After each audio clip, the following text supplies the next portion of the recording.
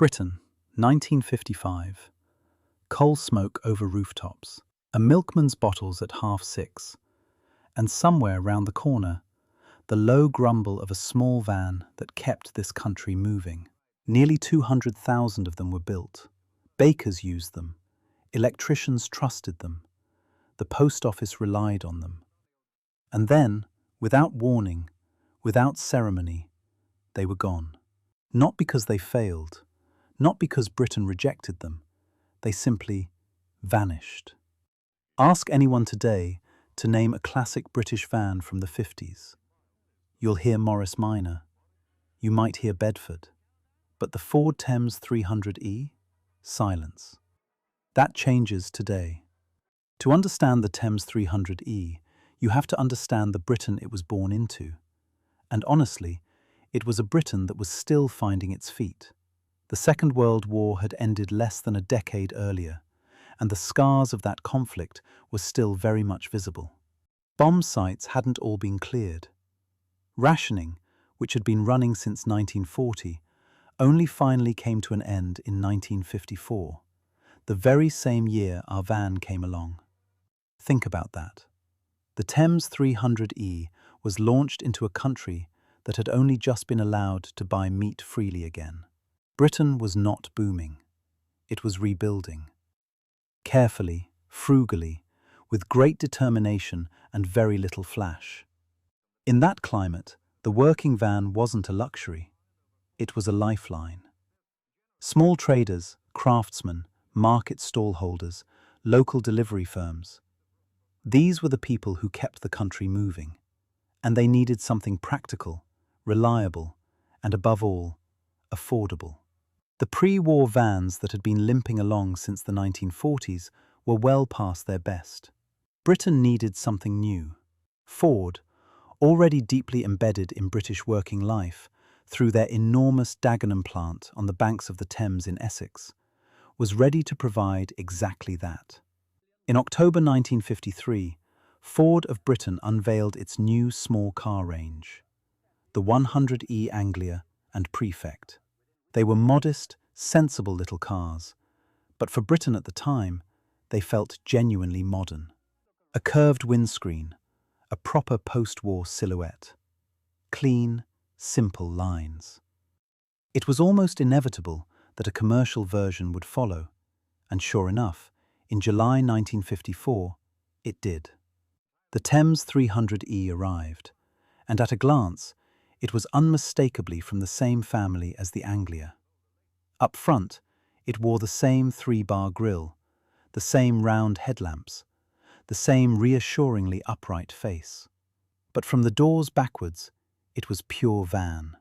A big pair of side-hinged rear doors, a flat loading floor, and a load bay that offered 66 cubic feet of usable space. For a vehicle of its size, that was genuinely impressive. Under the bonnet sat the same 1,172cc side-valve 4-cylinder engine that powered the Anglia saloon. Now, let's be honest, this was not an engine to set the pulse racing. It was old even by 1954 standards. Ford had been using that side-valve unit in various forms since the 1930s. But that wasn't really the point. The point was that every mechanic in the country knew it. Every garage had the parts. Every driver who'd ever owned an Anglia already understood how it behaved. It was simple, utterly dependable, and easy to maintain. And for a small trader who couldn't afford to have his van off the road, that mattered far more than horsepower. Ford's promotional material at the time described the 300E as being sparkling with good points. And while that's perhaps stretching the definition of sparkling somewhat, they weren't entirely wrong. The brochure boasted of glide ride suspension, a large curved windscreen, and, in what tells you a great deal about the era, moisture-proof, flush-fitting headlamps. That was considered a genuine selling point. To be fair to Ford, the 300E did compare favorably against its rivals. The Morris Minor van, its nearest competitor, still featured a split windscreen at this stage, which made the Thames feel distinctly more up to date. Inside, the driver was treated to an adjustable seat, an ashtray, a sun visor, and a single vacuum-powered windscreen wiper. Just the one wiper. On the driver's side, naturally. The passenger side was left to fend for itself. If you wanted indicators, proper flashing indicators rather than a semaphore arm, that was an extra. A passenger seat was also an optional addition, which gives you a sense of just how pared back the standard specification really was. And yet, none of that seemed to put people off. Because this van wasn't being sold to people who wanted comfort. It was being sold to people who wanted to get on with the job, and on that score, the 300E delivered entirely. Within months of its launch, the Thames 300E had established itself right at the heart of British working life. You would have seen it parked outside bakeries at 4 in the morning, loaded with bread trays. You would have seen it rattling along country lanes, delivering groceries to villages that a lorry couldn't reach. You would have seen it with a painter's ladders strapped to the roof rack, or an electrician's tools stacked neatly in the back, or a market trader's stock piled high behind those rear doors. London Transport even commissioned a batch of 13 of them in 1959 for use as service and support vehicles, one of which survives to this day in the London Bus Museum at Brooklands. In January 1955, Ford expanded the range with the introduction of a 700-weight version. That's roughly 356 kilograms of payload, giving buyers a slightly more robust option for heavier loads. The 700 weight came identified by its prefect-style grille rather than the Anglia's 3-bar design, and it had larger brakes and heavier springs to match its greater carrying capacity. Then, in September of the same year, Ford did something rather interesting. They took the van's basic body structure and turned it into an estate car. Actually, 2 estate cars. The Ford Escort and the Ford Squire. Yes, those names mean something slightly different today, but back then, the Escort and Squire were charming little load luggers, available for the family man who needed to carry a bit more than the average saloon could manage.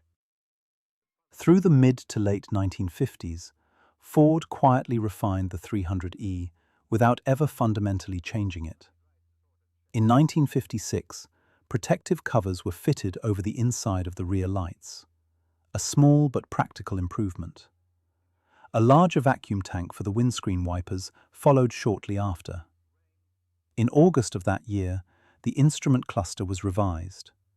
Then, in May 1957, Ford gave the bonnet a V-shaped decorative motif. And by October, the 500-weight van and the Escort Estate received a new mesh grille in place of the original 3-bar design. The same update that was applied to the 100E saloons. The Squire lost its timber-side decorations at the same time, which rather took away some of its charm, if we're honest. These were gentle, incremental changes. The kind of updates that suggest a manufacturer is keeping a product fresh rather than radically rethinking it. And that, in itself, tells us something important. Ford weren't convinced the 300E needed replacing just yet. Britain was changing, certainly, but slowly. The vans still sold. Traders still trusted it. The roads were still narrow enough, and the loads modest enough, that a small side-valve van with a 1,172cc engine was perfectly adequate for most of what British commerce required. The Thames 300E had found its place in the world, and for the moment, that place was secure. But the world was changing. By the late 1950s, the Britain of post-war austerity was beginning, tentatively, cautiously, to become something else. In 1959, Prime Minister Harold Macmillan told the country they had never had it so good. And while that was a considerable overstatement, there was a kernel of truth buried in it. Employment was up. Wages were improving. People were beginning to aspire to things they couldn't have afforded a decade earlier. And perhaps most significantly for our story, Britain was beginning to build its motorway network. The M1, the country's first proper motorway, opened in November 1959. Suddenly, the idea of driving longer distances at higher speeds wasn't just theoretical, it was real. And a small van with a 30-year-old engine design was going to struggle to keep up. At exactly this moment, almost as if Ford had been reading the calendar, the company unveiled the Anglia 105E. It was October 1959, and the new Anglia was a shock. Gone was the upright, sensible face of the 100E.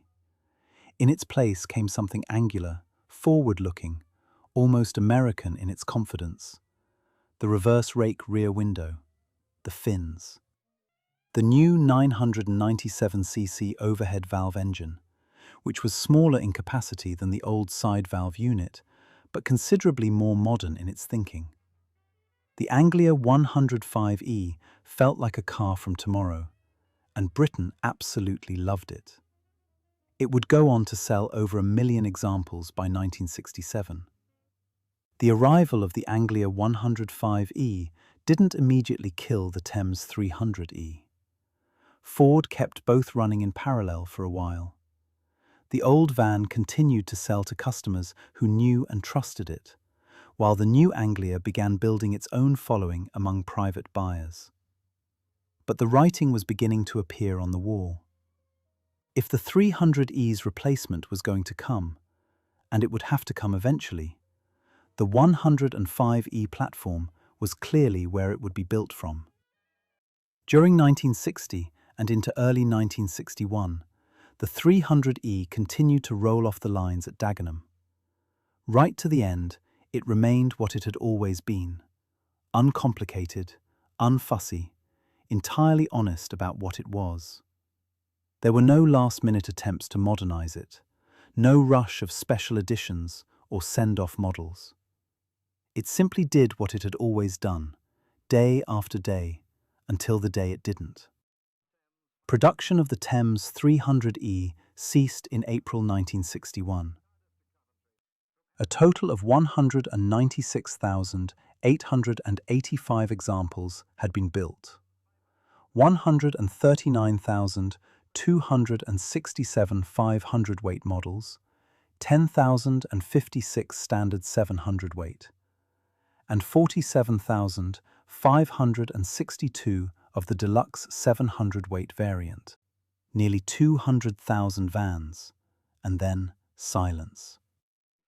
Just 2 months after the 300E's production ended, in June 1961, its successor appeared. The Thames 307E was based, as expected, on the new Anglia 105E platform, and it brought the van range firmly into the new decade. The overhead valve engine, the more modern styling cues, a van that felt, at least on the surface, better suited to the Britain that was emerging, with its motorways and its growing commercial ambitions. It retained the Thames name for now, though even that was living on borrowed time. By 1965, Ford had made a decision that went far beyond the fate of any single van. They dropped the Thames name entirely. Every commercial vehicle produced by Ford of Britain, the vans, the trucks, all of it, would now simply be sold as Ford. The Thames identity, which had existed since 1938, was gone. And that same year, Ford launched the Transit, a vehicle that would go on to become perhaps the most famous van in British history, and which effectively redefined what a commercial vehicle could be. The Transit was big, bold, and purposeful, in a way the 300E never was or needed to be. It was a van for a different Britain entirely. So why don't we talk about the Thames 300E the way we talk about other vehicles of that era? The Morris Minor is celebrated. The Mini is practically worshipped. Even the Anglia 105E found a second life in popular culture. It appeared in a certain film about a young wizard, if you'll recall. But the 300E, it sits quietly in the background of black and white photographs, delivering bread and spare parts and furniture to a country that desperately needed all of those things. And perhaps that's exactly why it's been overlooked. It was too useful, too humble, too woven into ordinary life to be considered remarkable. Very few survive today. The Anglia saloons were garaged and polished by enthusiasts. The 300E was a working vehicle. It was driven hard, and when it finally gave up, it was sold for scrap. The ones that remain are genuinely rare artifacts of a world that no longer exists. Because what the Thames 300E really represents isn't a van. It's a particular kind of Britain. A Britain that had come through something almost unsurvivable and emerged not triumphant, but steady, quietly resolute. The baker at 4 in the morning, the electrician in a wet November, the market trader driving through the dark to make opening time. That's who this van belonged to. That's who it served. When it disappeared from the roads, it took something with it. Not just a production run, but a whole texture of British life. So if you ever spot one in an old photograph, parked up by the curb with that little blue oval on the grille, take a moment. Because that van is keeping that world alive. And it always will be.